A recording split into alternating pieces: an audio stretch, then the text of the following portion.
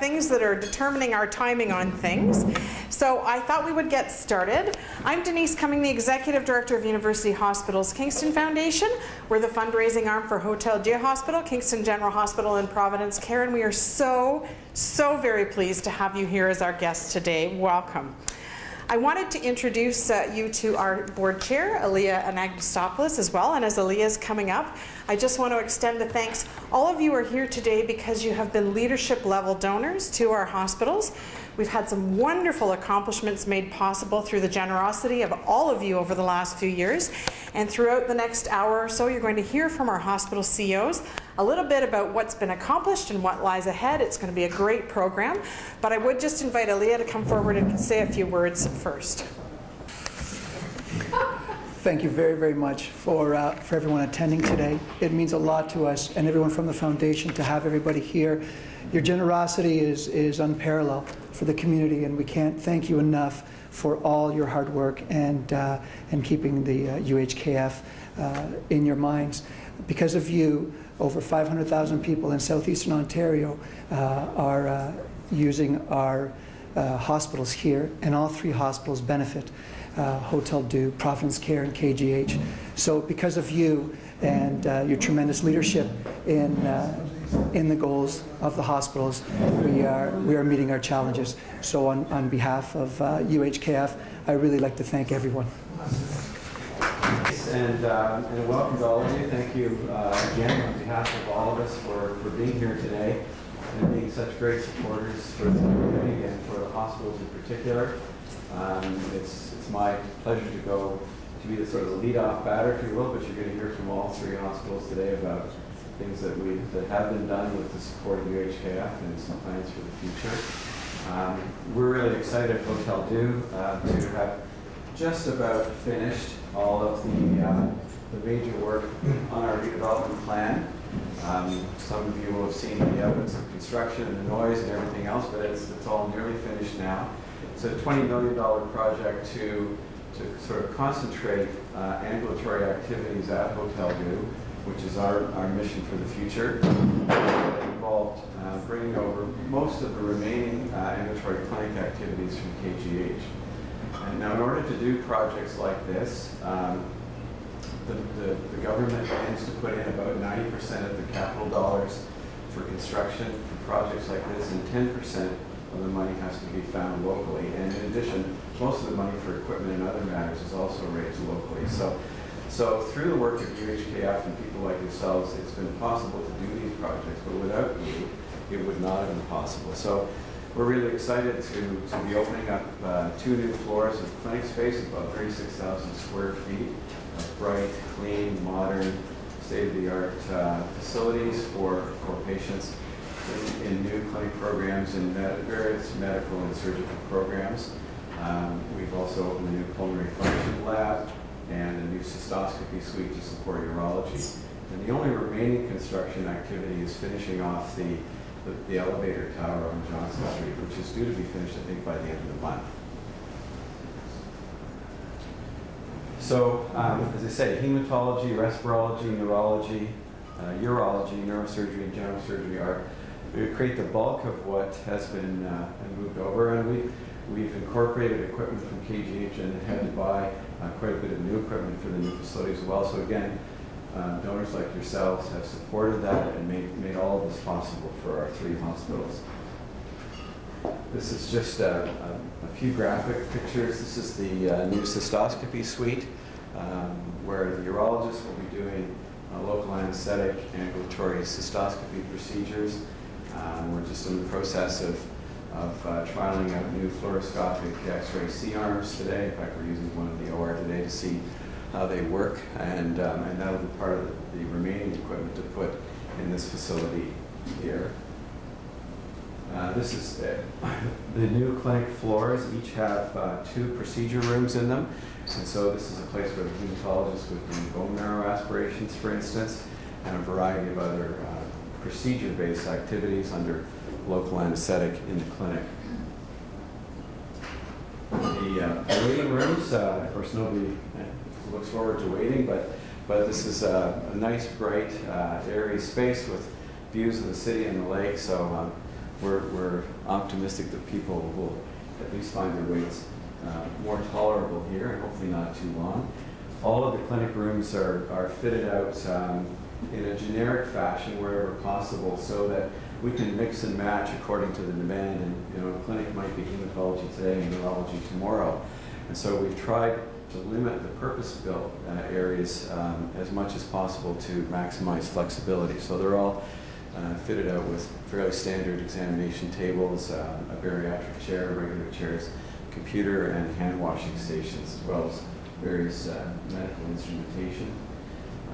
The pulmonary function lab has moved over to Brock 4, and they've got a lot of beautiful space there that's all been renovated. You wouldn't believe that was the old Brock 4 wing if you walk through there, and we're pretty excited to have them. I think they're happy to have these new facilities for doing lung function testing on an ambulatory basis.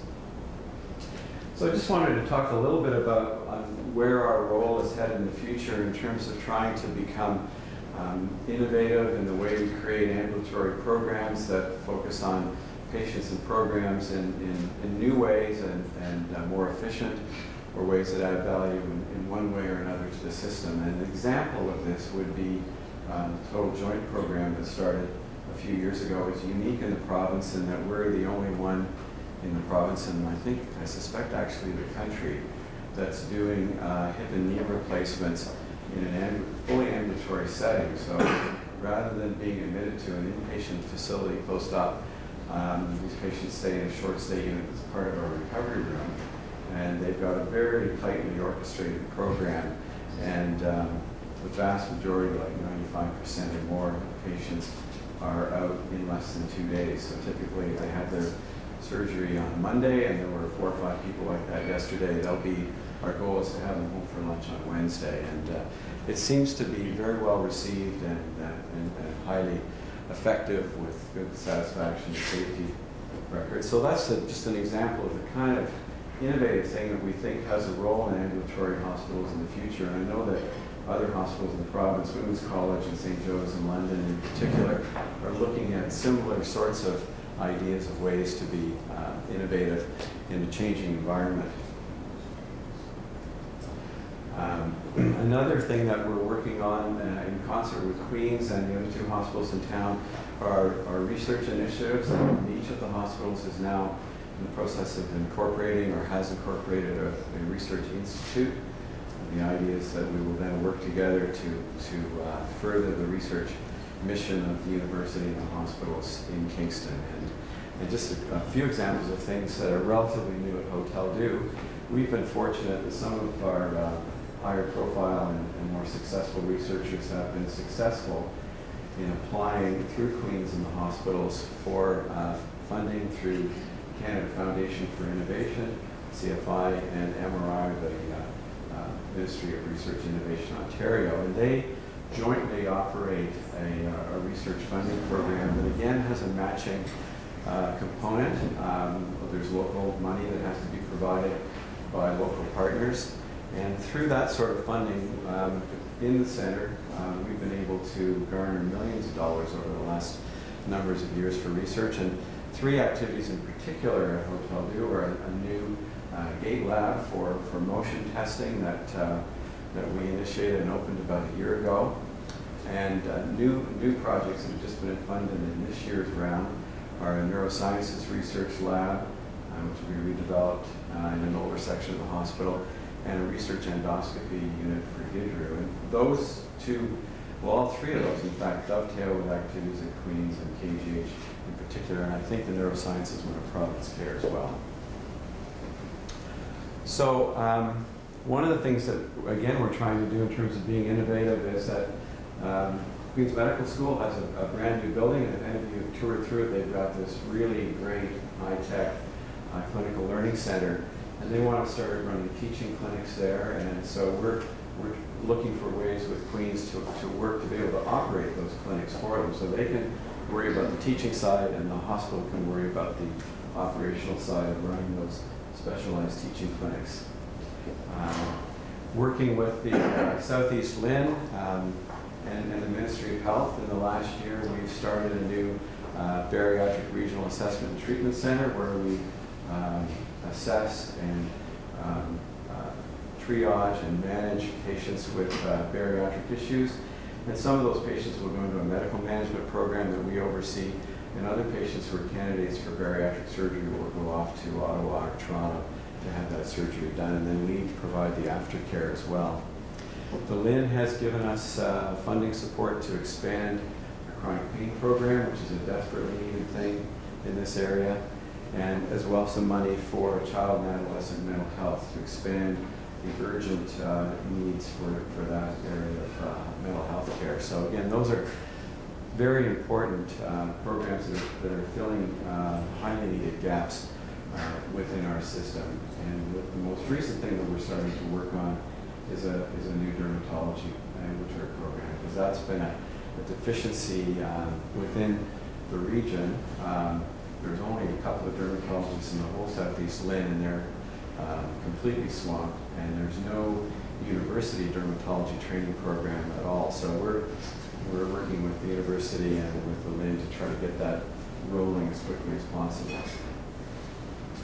Another thing that we've got going, and I know KGH has taken a real leadership role in this, is patient and family experience, and we've now introduced a series of patient experience advisors who are helping to advise us in a number of areas where they can provide critical input. They're participating in some of our patient safety activities. They're helping us think through how we manage patient flow in very busy areas like the ophthalmology clinic. If any of you have been up there, that's a real high volume place, and so getting the patient's input on how to make that a better experience for them is something that we're taking advantage of. And they're participating in a number of other ways as well. So now with the transfer for redevelopment, we're seeing close to 500,000 visits per year, so it's a very busy place, and we really need those final elevator bank to come online. We're providing a lot of the ambulatory specialized care for Southeastern Ontario in concert with KGH, Providence Care, and the university. And we have currently over 800 staff. We have 400 physicians. Most of those physicians work across the hospitals. We have over 250 volunteers who work like you do to help support the hospitals, and lots of learners from Queen's and St. Lawrence College and other institutions. So it's a busy place, and we're looking forward to even more activity in the future. So again, thank you to all of you for being here today and for providing your support and your guidance and advice, and we look forward to more work with you in the future. I think that the days of us thinking of hospital care as something that happens only in beds and wards is bygone. We had the opportunity to tour with the hospital board a couple of months ago a number of the areas that David talked about that have been new initiatives for Hotel Dieu. And I had the opportunity to hear from a young woman, a teenager who was a student at a local high school, about her experience recovering from a very serious car accident and being so debilitated with the pain that was a consequence of that accident, and then the incredible transformation that her life experienced and her family experienced through the relief that she was able to get in the pain management clinic. And it was just a really stark example for me of how the care that happens after discharge can play a critical role in the recovery and well-being of people across our community, and was a really clear example for me of what ambulatory care means to this community. So we're grateful for the leadership that Hotel Dieu is providing in this field, and to all of you for ensuring that they're well-resourced with great buildings and equipment and research and education to deliver that care. We have asked that lunch begun to be served, and I would just invite Leslie Thompson to come forward at this time and share a little bit about what's going on at KGH. Leslie. I'll try and be brief. I'm really, as David said, and I know Dale will as well, just delighted to be here with you. We are actually living right now with all the benefits of so much of our big redevelopment project having been completed. The new pediatric area, intensive care unit, the cancer center, the mental health facilities, the new dialysis. This environment is really creating just such a fantastic one for our patients and for our staff. That I think people often say, finally now the environment is starting to really match the quality of the care that it's providing, and I know that's what folks are experiencing at Hotel Dieu as well. That whole move of all the clinics over that David was talking about from KGH to Hotel Dieu is a monumental effort of many, many teams. And the fact that it's gone so smoothly and now the clinics are up and running in beautiful facilities is a real testament to the teamwork, the collaboration, and the real commitment to just make things work for patients that we're all really proud of. So what's happening at KGH? Well, through this past year, we're just now in our kind of final pulling together all of our results from over the past year. And I want to share a couple of real highlights for you because we are thrilled with the progress that is being made. First and foremost, we had accreditation again this year. It's something that all hospitals go through. But what is really notable is 3 years ago, we were accredited with some conditions.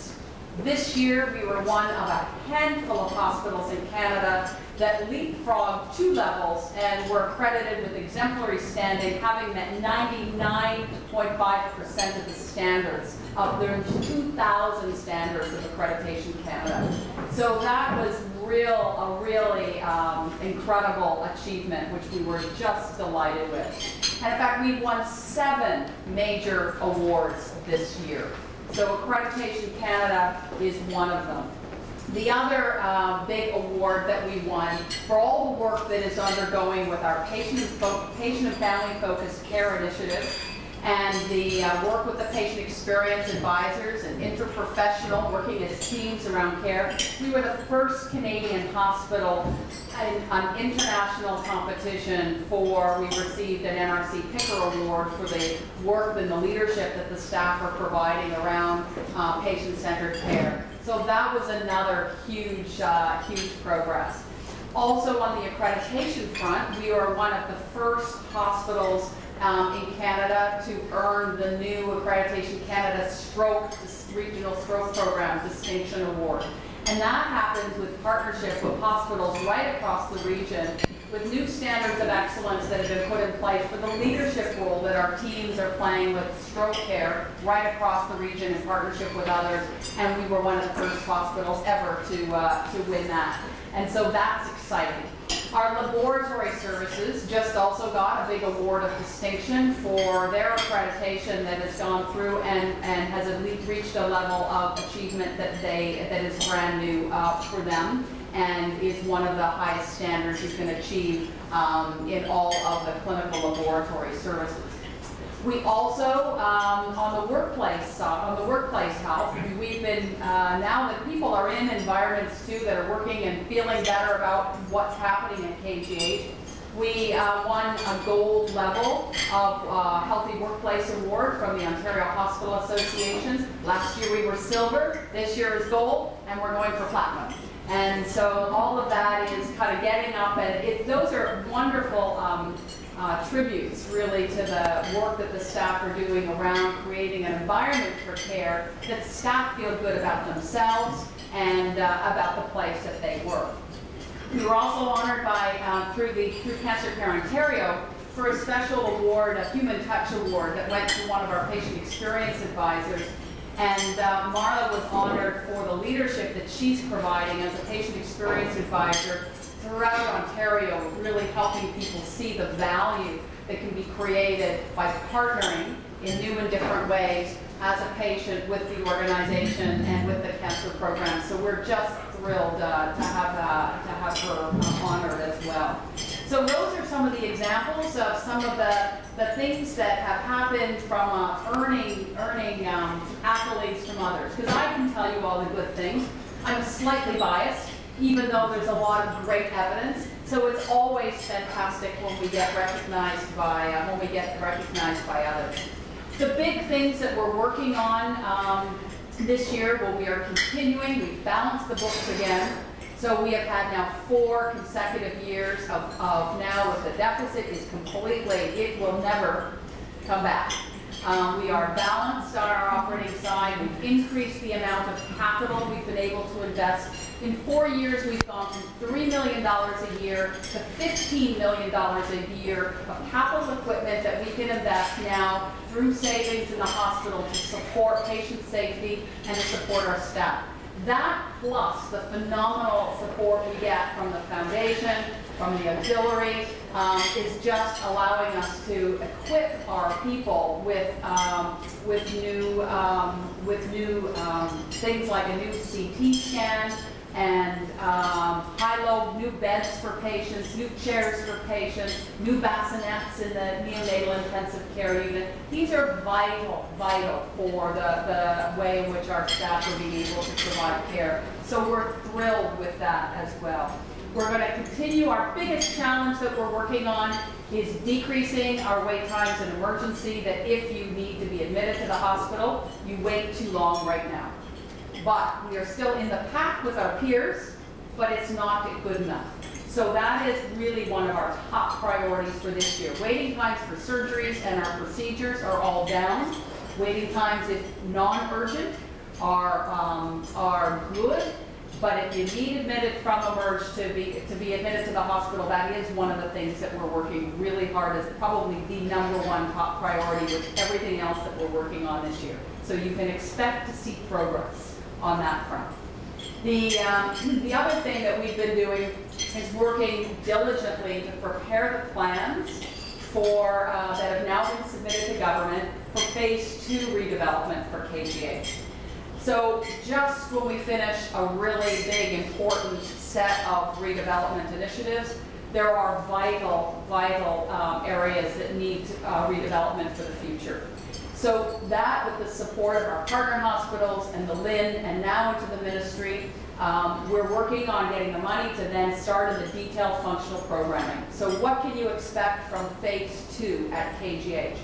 What we're working on is all the areas that are really need development from a safety and standards perspective to provide specialty complex acute care. So, new operating rooms, new neonatal intensive care unit, new labor and delivery areas, new emergency department, and new laboratories are the areas that are the next big parts of the projects going forward. Why those? Because the standards of those particular areas, they're old, they're small. You think about well, if you've been in the emergency department, you know how old and crowded it is. It's not well laid out at all for patients, so that is vital. And what's happening, we're working in partnership with Queens. Etherington Hall is one of the big old buildings on Stewart Street. It will come down, and a brand new podium structure will go up. And in addition to, and so we're not tweaking anymore. All the studies that have come back have said, no more, you can't tweak the operating rooms, you can't tweak the neonatal intensive care unit. This needs new, brand new redevelopment. And so that, from a safety and service perspective, we're working on. It'll be all new structure, parking underneath, education facilities to be able to still have state-of-the-art education with Queens from an auditorium and a learning center perspective, and all of that now is part of the go-forward planning. So we're looking forward to working with everyone in the foundation, with the city, with all of our partners around the region to help make this next phase of redevelopment possible. So your contributions, your energy, your ongoing commitment to KGH and all of the hospitals means so much. We're all getting so much stronger with your support. We're all standing taller now and really ready to take on the future in a bold way. So thank you very much for being here today, and look forward to working with you in time to come. Enjoy your lunch. We're going to take the opportunity now to just allow you to enjoy each other's company and lunch and get back to the formal program. But just before we do that, I wanted to acknowledge that we have Liz Sample, who's the Chief Administrative Officer with the County of Frontenac, and Mayor Mark Gerritsen with us from the City of Kingston. We're delighted to have. Oh, I'm sorry, and Janet, I don't know. I didn't see you. You have light behind you. Mayor Janet Katowski from the County of Frontenac as well. So both mayors, we're glad to have you with us, and Liz as well. They've been tremendous supporters of our hospitals, and we just really appreciate not only the financial support, but the wonderful words you say on behalf of our healthcare system, your involvement and your interest in everything that goes on in our hospitals. So thank you so much for making time to be with us today. I also just wanted to echo something that Leslie said. When we were out in our last campaign seeking support for our hospitals, the community responded exceptionally generously, but we did receive a lot of stories from community members about patient experiences where they felt that there may be an opportunity for improvement. And so it was really exciting for me last Friday to have the opportunity to attend a session for a national conference for patient and family-centered care that was put together specifically for the leadership team at KGH. And to hear various leaders from the organization, from every area you can imagine, environmental services, information technology, from food services, from the nursing floors, talking about things that they were learning from patients and changes that they were introducing based on the feedback that they had received from patient experience advisors and from new processes where they're asking patients, what is it that would make your experience better for you? How can we put you more at the center of the patient care experience? And it was so energizing to hear from all around the room these people put, oh, I want to share my thing.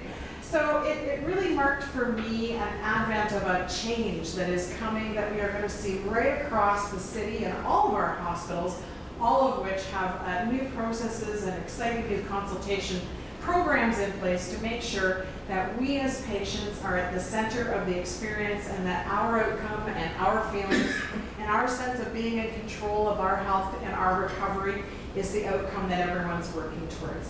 So with that, please do enjoy lunch, and we'll be back with you in about half an hour with a few more presentations. So we did invite you to a luncheon at which you'd have the opportunity to interact with our 3 CEOs. And at this point, I would like to invite Dale Kenny, who's the Chief Executive Officer of Providence Care, to come and share some of the exciting things going on within the Providence Care family of organizations. Great. Well, thank you very much, Denise. And it is certainly a pleasure and an honor to be here with you today. And on behalf of Providence Care, we'd really like to thank you for your generosity. If it was not for people like you, we would not be doing what we're doing, both from a capital point of view, but also from an operational point of view. So I'm going to do a couple of things today. I'm going to give you a bit of an overview of Providence Care because Providence Care is a little bit different than the other 2 hospitals. I'm going to give you an update on the progress of our new hospital, and I'm going to tell you a little bit about how past donations are helping us with research and professional development, which are 2 other parts of our mission. And I'll finish off by talking a little bit about our next fundraising challenge. So I'm going to just switch that. Perfect. So as I said, Providence Care is a little bit different because we have 3 different streams of programming, or 3 different businesses. And we have a hospital program, much to like Hotel Dieu and KGH.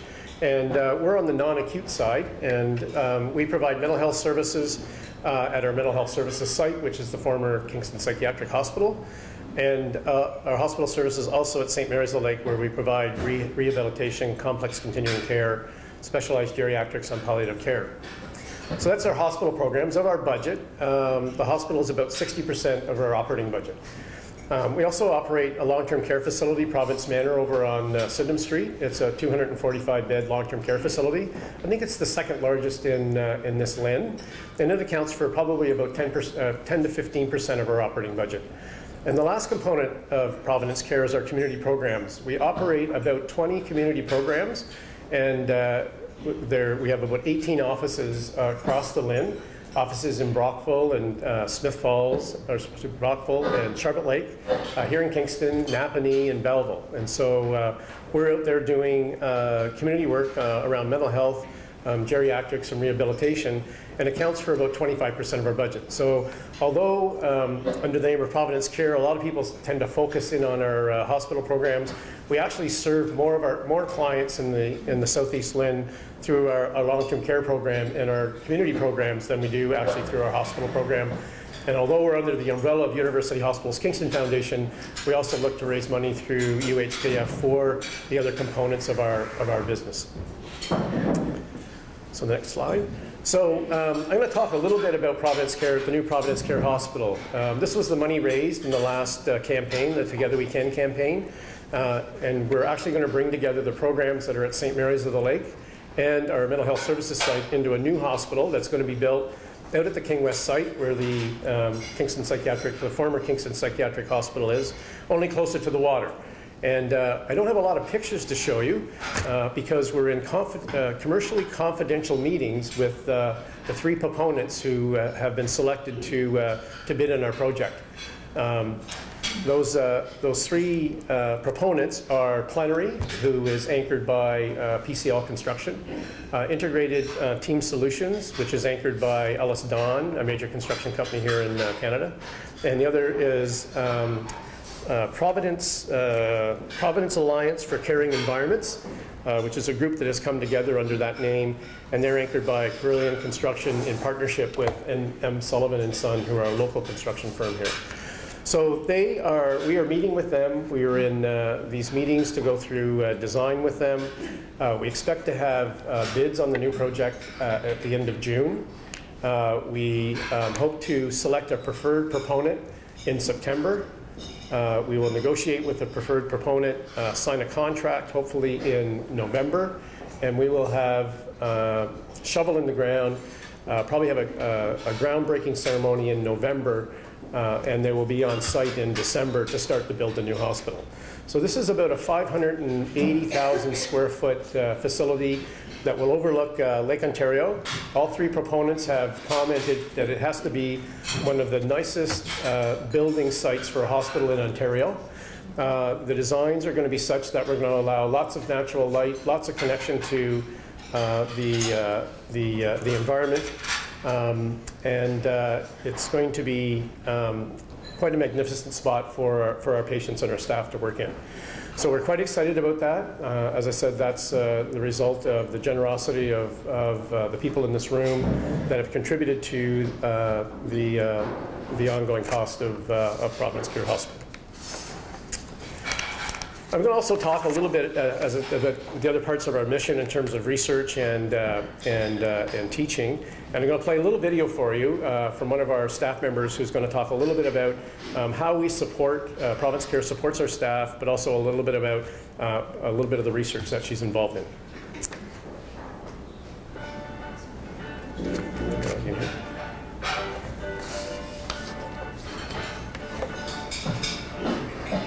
I consider myself to have 3 positions.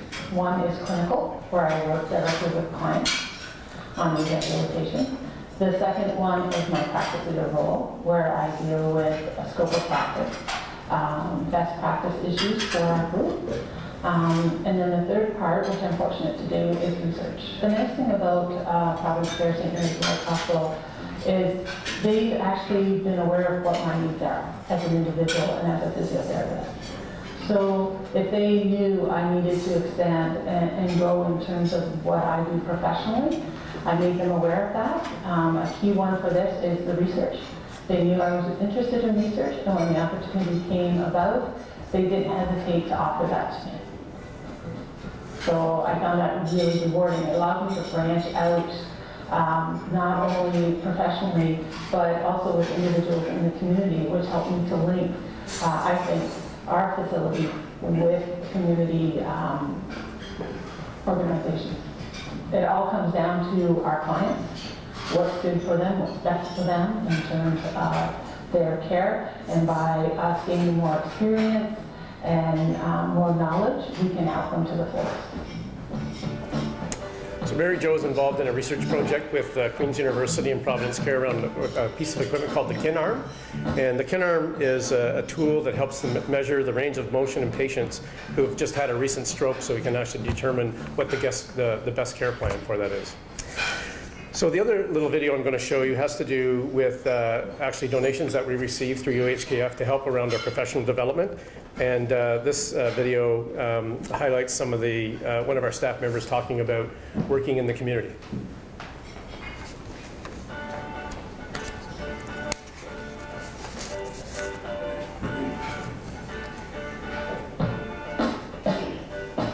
I'm an occupational therapist, so So I work on a community team. It's an assertive community treatment team, and it's what we call the community high intensity treatment team. All of our clients, for the most part, live out and around Kingston area. We support people with mental illness that have had a serious or persistent mental illness for quite a long time and have had difficulty transitioning to the community. So we'll support them every day, every morning, afternoon, evening, whatever kind of support they need. We'll make our schedule fit around what their needs are. Medication, therapies, general support with daily activities, self-care activities, leisure activities, accessing the community, getting along and having social relationships and skill building, things like that. The whole thing I get into this business is to work with people, and so not just the clients I work with, but also we work in team environments with lots of different disciplines together. We're all fairly close, and it makes it easy to come to work. Everything, you're never alone, despite the fact that you're often working independently. You always have a team to back you up. All kinds of professional development, so suicide assist training, ongoing conferences, opportunities to attend conferences all over the province and the country. So that's really supported. We have to do ongoing education as clinicians, most of us. Occupational therapy, certainly we have to have ongoing education as part of our learning, self-directed learning. So all kinds of opportunities to continue on with lifelong learning. So that's another way that your donations have helped in Providence Care in terms of providing professional development for our staff. And just a couple of highlights in the last year. As Leslie mentioned, KGH attained the accreditation status of accreditation with exemplary status, and we're also just received last week our accreditation status, and we also have been awarded accreditation with exemplary status, one of the handful of organizations across Ontario that's done that, so we're quite excited about that. And each of the healthcare organizations has to survey their patients and families once every 2 years, and Providence Manor, our long-term care facility, was ranked #1 in the province during the last round of surveys in terms of both the quality of care as perceived by the resident and as well by the family. And our rehabilitation program at St. Mary's was actually ranked #1 in the province and recognized by the Ontario Hospital Association last year as being a leader. So again, your dollars at work in terms of providing research and professional development in our organizations that leads to a higher quality of care. And the last little piece I'm going to talk about is our challenge for the future is Providence Manor. Providence Manor, as I said, is our long-term care facility and is located on Sydenham Street. It's going to be our next fundraising challenge. The province decided to go to a license system for long-term care beds a few years back, and our current license is good till 2025, and we have until then to actually meet current space standards that are laid out in the new Long-Term Care Act. So there is some major redevelopment that's going to have to happen at Providence Manor, and Providence Manor is the place where the sisters actually started their mission in 1861, so it has a sort of near and dear to our heart. And so we're examining different options in terms of redeveloping Providence Manor, and you'll hear more about that as we go forward. So again, I would really like to thank everyone in the room and thank you for your generosity. And I hope I've provided you with a little bit of an overview of what we do at Providence Care and some of our achievements. So thank you very much. So as I said, I know that when many of us think about hospital care and health care that we access in our community, we are focused on what happens in hospital buildings. I consider the Providence Care Organization to be somewhat the not entirely unsung hero, but slightly undersung hero within the community. If you've had occasion to be in the St. Mary's of the Lake building, or to be over in mental health services, or even to be in Providence Manor, you would see throughout the organization posters that speak about Providence Care achieving exemplary results in all kinds of accreditation and survey activities. I think that it's the only time I've ever heard of a survey result where there was 100% satisfaction was within a patient survey done on behalf of one of the facilities run by Providence Care.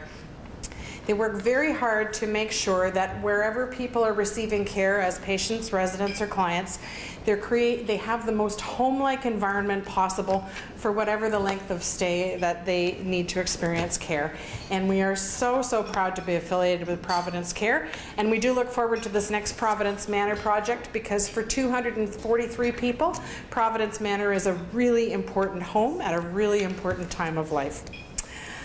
So our next guest, I heard about first from her proud papa. We have a community member who is in a leadership role with one of the businesses in town, who I've known for probably 7 years, and every one of those 7 years he's talked about his wonderful offspring, including this one.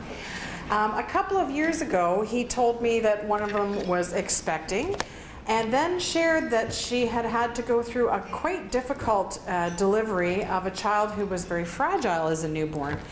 So when we thought about having someone come to speak to this group today, I actually asked him to come because I thought all of you would know Lloyd Fleming, but Lloyd is out of town, and so he offered very kindly that his daughter Jennifer Achim would come and speak. It happens that Jennifer is just completing a nurse practitioner advanced degree at Queen's, so she's very well qualified to speak to you. And we've asked her if she would just come forward and share a few thoughts with us. So Jennifer, if you don't mind. So good afternoon, and I'm totally honored to be able to speak to you today and to get to wear a different hat than I normally wear. So I usually do a lot of talking, but very rarely do I get to talk about myself and my family and something more personal. So I prepared a speech, which I never do, but today, being the nature of this speech, I thought I'd better, just in case. So today I get to speak to you from the perspective of a patient instead of a health practitioner. Specifically, I'm the parent of a NICU baby. So I'm going to speak a bit of our experiences at the KGH NICU for you today. So in my job as a health practitioner, I try to make daily decisions, with my patients, keeping their best interests in mind. What would they want? But I think truly, until you're in the shoes of a patient, you don't really get that whole picture. So having gone through this now, I think I have a much deeper understanding of what families go through and what really hits them when an illness or hospitalization happens. So my husband Ben and I were over the moon to find out that we were pregnant when we moved here. So we came here in the fall of 2010. Both of us started our master's degrees. We thought, hey, what the heck, we'll throw a kid into the mix of this, why not? So we were happy to find out in the fall of 2010 that we were expecting. So needless to say, long story short, I did not have a wonderful normal pregnancy. But after all the hurdles that we reached at around 21 weeks, things seemed to kind of normalize out. That was until we went to our routine midwife appointment at 29 weeks, and we found out that I was already 3 to 4 centimeters dilated. So immediately, that meant a transfer from my midwife care to now the high-risk team at the hospital. So one of the very lucky things, and being a military family and moving around all the time, we're not always close to a hospital. And we're definitely not always close to a hospital that has the high-risk, departments and needs that we needed. So luckily, we were in Kingston, and we had that available to us. So off we went to the hospital. So thankfully, I wasn't in active labor. They gave me some steroids to help mature our little one's lungs, just in case she came early. And off we went home. So being the over-analyzing, crazy, type A nurse that I am, I did everything I could for this baby not to come early, short of, sitting with my legs up on the couch for the rest of the pregnancy. But needless to say, little Elise Madeline Achim came a week later, a mere 10 weeks before her due date. She came in at 2 pounds, 14 ounces, pink, screaming, everything was thankfully great at delivery. So my husband, to this day, tells me, honey, you did something right, because she came out really, really healthy. Maybe you just weren't the best host. So, I keep that in mind when everybody says, are you going to have another one? So we'll see. Having a baby should be one of the best days of your life, but it is remarkable how in the blink of an eye, when your child decides that she's had enough and it's time for her to meet you, that changes very quickly. Feelings of guilt, you know, hopelessness as you watch your baby taken away by many doctors and nurses, you know, what can you do? You feel extremely helpless in that time. So those feelings of joy and happiness are quickly replaced. So we soon learned that the NICU road was going to be a long one of very many ups and downs. And you're often told by the doctors and nurses there that you can expect 2 steps forward for every 1 step back, and that you should take it one day at a time, and that they really go with how the baby, you know, directs the care. So we go with how, you know, how the baby tells us to go. Okay, we don't push any farther than they push. So with Elise, we were very fortunate that even though she was born 10 weeks early, she was really quite healthy coming out. So she never needed to be ventilated. She never needed supplemental oxygen. We were extremely lucky. And having sat in the NICU and seeing all the other babies, you know, hooked up on much more machines than she was, we were very, very lucky. So we were always told that, oh, she's just a grower. She just needs to feed and grow. That's, you know, that's why you're here. So we were lucky in that respect. So in the following days following her birth, of course, here I am ready to be discharged home. So I get to go home without my baby. So having had my baby and being in the mother-baby unit, it really didn't strike me that I would be without my baby until, you know, you have another mom who's just had her baby come in the room with you and you hear their crying healthy baby. So then it really strikes you that you don't have that crying healthy baby and that you're going to be going home without them. So going home without your baby is quite the experience. However, having said that, just the few days that I was there with her just down the hall and meeting the NICU staff and really becoming part of their team, you realize you feel a little bit more comfortable, you know, going home knowing that she's where she needs to be. And it's remarkable in such a short time how the nursing staff interact with your child and get to know your child so well. You know, they knew what she needed, they knew what position she was better in and what she liked. They knew when she needed her diaper changed, and they knew when she needed to be left alone. And they were very good at caring for her and incorporating us into that. So we felt somewhat better about going home. But of course, when you're home, you feel like you need to be there. You feel like you should be there. But they were very good in reminding us that we could call whenever we needed to, even in the middle of the night. It didn't matter for what. We could call, and we never felt unwelcome. So we were very much made a part of Elise's team. Of course, she had the medical team that looked after her, but we as her parents, obviously we knew her and we knew what we thought was best for her. So we were always encouraged to be actively involved in Elise's care. So during her 6.5 weeks in the NICU, we grew very close to the nursing staffs and as well the other parents of the babies in the NICU as well. So to this day, Elise's little boyfriend from the NICU and her still, you know, see each other all the time, and it's amazing to see them grow now into the little crazy people that they are. So obviously what's great about the staff and about the NICU was that as we celebrated her milestones, and of course the days that were down as well, the staff was there as if they were part of our family. So, you know, it was milestones like the removal of tubes and lines, her first feeds, her first steady weight gains, her first projectile poop that covered one of the privacy screens. And I'll remind you, it's screens like this that your valuable donations replace. We were told that honestly, Elise was the first baby to have nicely, you know, artistically designed one of the privacy screens. And then of course there's the first word of her going home.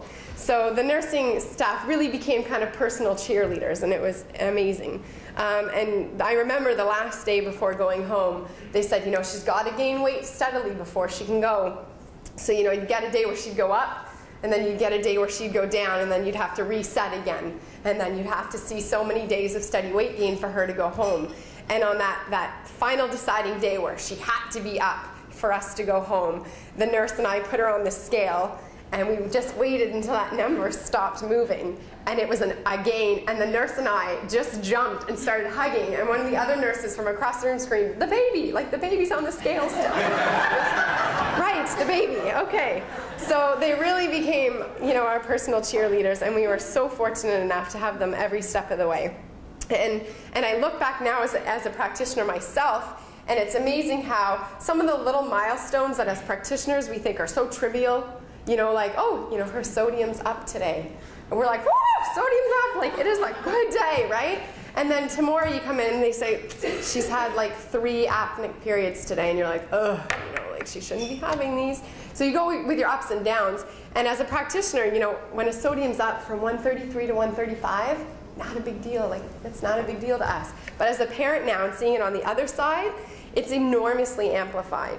So it's amazing to see things from both perspectives now. And so I know as a practitioner now, delivering news to my clients, who cares? The little trivial things, they will hold on to that and they will run with that. So it's really important that we don't brush off, you know, some of the little things we do every day because it makes quite a big difference. So the final week before we brought Elise home, I actually went back into the hospital and stayed in some of the family rooms that are allotted for the NICU parents whose moms will stay and start feeding around the clock. So I stayed up in that little room and waited for that phone to ring, and then I went down to the NICU and fed around the clock. So that phone ringing was just music to my ears, because I had been at home for 6.5 weeks with no crying, hungry baby. I was waking up to an alarm and a breast pump. It was not fabulous. But now to hear that phone ring and know that I got to go down and feed my baby was fabulous. So on the day of her discharge, it was actually really weird. It was very mixed emotion. So of course, here's the day that I should have experienced 6.5 weeks ago and been, you know, completely joyous and excited about. But then you realize, oh my God, we're losing that safety blanket of the NICU. Like a few days ago, she was on a monitor and it was telling us her heart was good and she wasn't having any apneic spells. And now today they're saying, all right, you know, you're good to go. And my husband and I both looked at each other like, oh my God, we are solely responsible for this thing now. Like, this is terrifying. So this was by far the longest car ride home ever. And we only live 15 minutes from the hospital. But my husband and I continuously looked in each other in the rear view mirror, because I'm sitting in the back watching to make sure she's breathing the whole way home. And just realized, like, okay, like it's all on us now. So you really have a safety blanket of that NICU when you're there, and not until you leave do you realize, like, ooh, okay, like that's gone now, it's all us.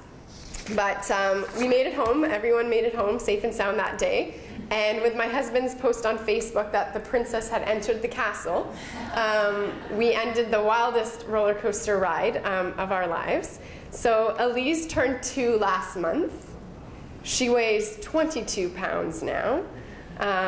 So weight is a big thing. When you're in NICU, weight is a huge thing. So she's tall and skinny, but I'm told she doesn't fall far from the tree. So I think she's doing fine. So even though our NICU days are over, we continuously go back to the NICU to say hi to all his aunts and uncles in the NICU, and they're so happy to see her. And it's awesome because you walk in there and they're like, she's huge! And you're like, yes, right? Because, you know, that's the biggest comment everybody makes. She's so big. And you're like, really? Okay, good, because we think she's small still. But we continue to receive great care. We're still very much integrated into the children's outpatient clinic at Hotel Dieu. She's seen in the special infant clinic there. And actually, we look forward to her next appointment on May 22nd, because that will be her graduation appointment from that program. Because as soon as you kind of get to 2, if all is good, you are treated as a normal kid now. You are not a preemie anymore, so we look forward to that appointment. We can't thank the doctors and nurses enough, and all the allied health professionals that helped us along the way. And not only did Elise receive wonderful care, but obviously my husband Ben and I did as well, and we're very involved in the care. And to you, the gracious donors whose support continues to help these amazing doctors and nurses provide some of the most exceptional care to the littlest, tiniest little miracles, we thank you very much. Thank you. Jennifer really came up and said some really promising words and inspirational words. So your story to share with us at this point was tremendous for you taking the time and sharing it amongst us. And as a father myself, as you were telling some of those stories, that first car drive home is truly the longest drive ever. So thank you so much, and I'm glad you're doing well with your family. And again, Jennifer, thank you for sharing the story of the beginning of life. All of us in the room will have had occasion when we've needed to go to the hospitals for some little thing or perhaps some big thing, and we have experienced that same sense of relief to have knowledgeable and expert and compassionate people who just support us through those crises.